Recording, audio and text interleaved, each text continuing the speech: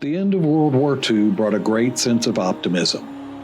America and its allies had crushed the evil purveyors of fascism, our soldiers were returning home, and the future looked bright. Along with the rest of the country, Hollywood had gone to war. As with all wars, one's mettle was judged by whether they served or not. Director John Huston was no exception. He had served with the troops in the field and was now returning home, but the Army was not finished with him. Hollywood often portrays war in a heroic, sanitized way. People are wounded, people die, people lose their minds, but we don't focus on that. We're Americans, and war is at our foundation. Broken bodies and broken minds are a part of every war, and this was especially true for World War II. In 1945, the term battle fatigue was brought to the forefront of American consciousness by two now infamous incidents. General George S. Patton, the warrior's warrior, was attacked mercilessly in the press for having slapped two soldiers.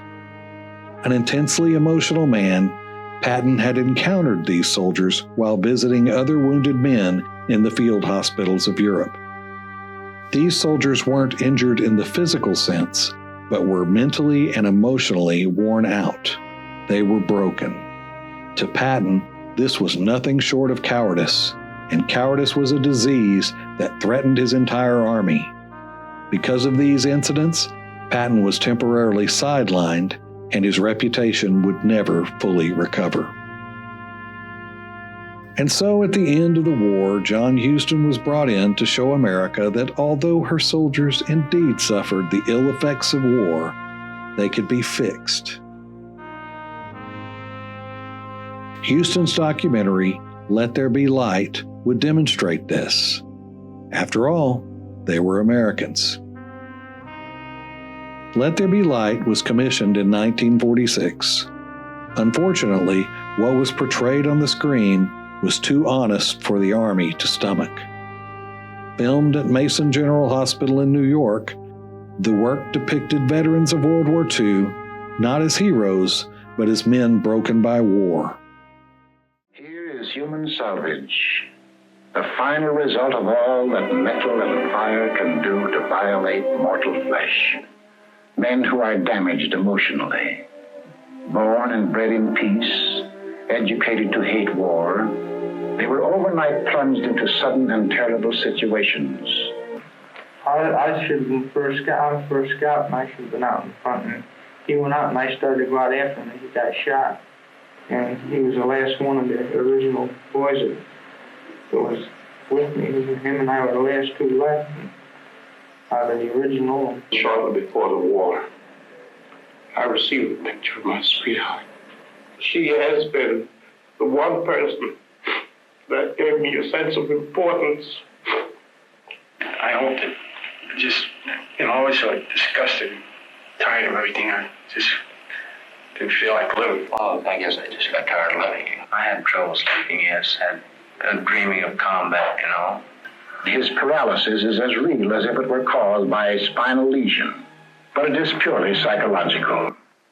A shell burst in Okinawa wiped out his memory. The experience was unendurable to his conscious mind, which rejected it, and along with it his entire past. Leave it. Get him up. Where's there? all of us have our so-called breaking point. Nothing to be ashamed of. Battle fatigue, psychosis, depression, amnesia, raw, the way they really were. Reasoning that the film violated patient privacy, the War Department shelved the project, despite the fact that Huston had received signed releases from the soldiers depicted.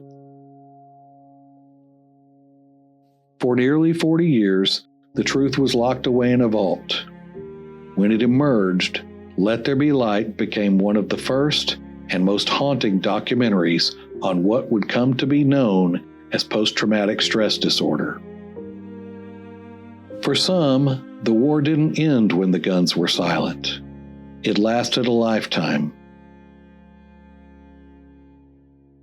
What was the response of the United States government in 1946? Silence.